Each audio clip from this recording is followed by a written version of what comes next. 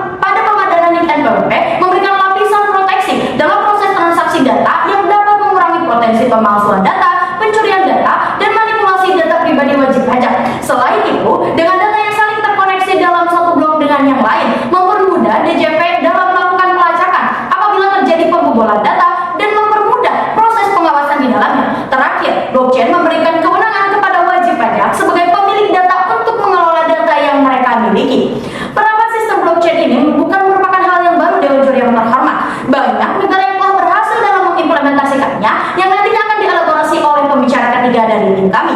Kedua adalah dengan mempercepat hadirnya lembaga perlindungan data pribadi sesuai dengan asas hukum responsif dalam Undang-Undang Nomor 27 Tahun 2022 telah mengamanatkan pembentukan lembaga perlindungan data pribadi pada pasal 58 hingga pasal 60. Meskipun UU PDP telah berlaku, namun hingga saat ini belum ada peraturan pelaksana yang mengatur tentang lembaga perlindungan data pribadi yang akhirnya berimplikasi pada molornya waktu pembentukan lembaga pribadi tersebut.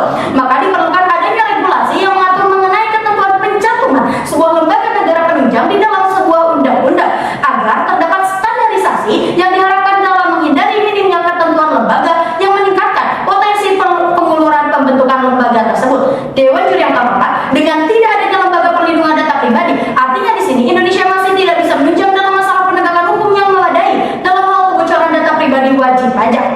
Pembentukan lembaga perlindungan data pribadi sangatlah dibutuhkan dalam pemadanan NIK dan NPWP karena peran krusial yang dipegang adalah fungsi pengawasan dan memfasilitasi penyampaian pengaduan terkait dengan dugaan pelanggaran Undang-Undang Perlindungan Data Pribadi serta dapat memberikan sanksi baik kepada pemerintah maupun swasta sebagai pemegang data pribadi wajib pajak. Maka dari itu mempercepat hadirnya lembaga perlindungan data pribadi menjadi penting guna menunjang kebijakan pemadanan NIK dan NPWP di Indonesia.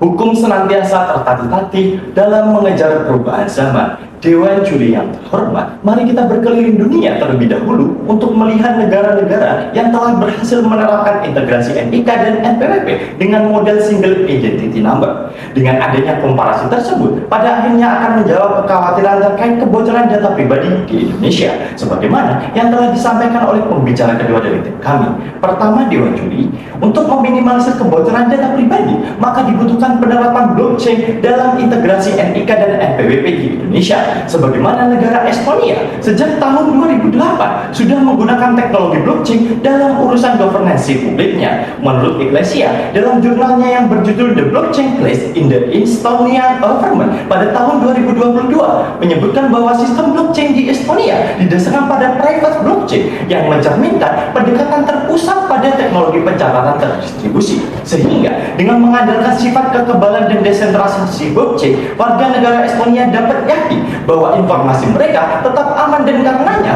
dapat mempercayai pemerintah dalam mengintegrasikan identitas data pribadi mereka. Kemudian, sistem blockchain yang digunakan oleh pemerintah Estonia adalah keyless signature infrastruktur blockchain. Melalui blockchain tersebut, data-data penting pemerintah akan dapat terproteksi secara maksimal dan akan meningkatkan kepercayaan publik Estonia. Dengan sistem terintegrasi dan diperkuat dengan blockchain ini, Estonia menjadi negara yang memiliki sistem kartu identitas nasional yang paling maju di dunia. Selanjutnya, Dewan Juri, mari kita melihat negara Italia melalui strategi tender program tahun 2019. The Agency for Digital Italia mulai mengadopsi layanan blockchain pada sistem administrasi publiknya, sehingga sebesar 70% tahapan administrasi publik dapat dipangkas dan disederhanakan setelah penerapan teknologi ini. Melansir redaksi OECD Italia pada tahun 2020, pertukaran data antara public close dengan private terjadi dengan aman dan meningkatkan kepercayaan warga negaranya terhadap pemerintah. Berdasarkan pengalaman implementasi kedua negara tersebut, penerapan blockchain dalam sistem administrasi publik dapat meningkatkan keamanan data secara masif. Selain itu, simplifikasi dan percepatan layanan publik pun menjadi salah satu dampak positif lainnya yang dihasilkan dari pemanfaatan blockchain ini. Kedua, Dewan Juri, dengan adanya kebijakan integrasi NIK dan NPWP, maka akan mempercepat hadirnya lembaga perlindungan data pribadi di Indonesia. Terkait penerapan lembaga perlindungan data pribadi, mari kita melihat negara Singapura dan Malaysia. Berdasarkan peringkat Global Cyber Security Index tahun 2022 yang dikeluarkan oleh International Telecommunication Union, Singapura dan Malaysia menjadi dua negara dengan peringkat teratas dalam survei tersebut di wilayah Asia. Singapura memulai dengan mengesahkan Cyber Security Master Plan pada tahun 2005 melalui program multi stakeholder dan fokus pada perlindungan data perseorangan. Terkait dengan perlindungan data pribadi, Singapura telah mengundangkan Personal Data Protection Act pada tahun 2012. Dalam undang-undang tersebut diatur secara lengkap mengenai prinsip-prinsip data perlindungan data pribadi, akses dan koreksi terhadap data pribadi, serta mekanisme penegakan hukum mengenai perlindungan data pribadi. Lebih lanjut, undang-undang tersebut mengamanatkan pembentukan Personal Data Protection Commission sebagai badan yang berwenang dalam pengawasan dan pelaksanaan Personal Data Protection Act.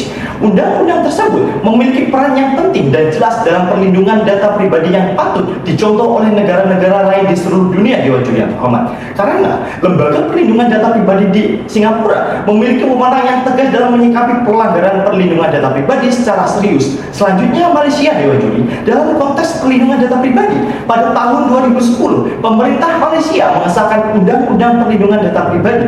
Beberapa poin penting yang diatur dalam undang-undang tersebut berkaitan dengan klasifikasi data pribadi, prinsip-prinsip perlindungan data pribadi, pembentukan badan khusus terkait perlindungan data pribadi, serta prosedur penegakan hukum mengenai pelanggaran maupun kejahatan yang berkaitan dengan data pribadi.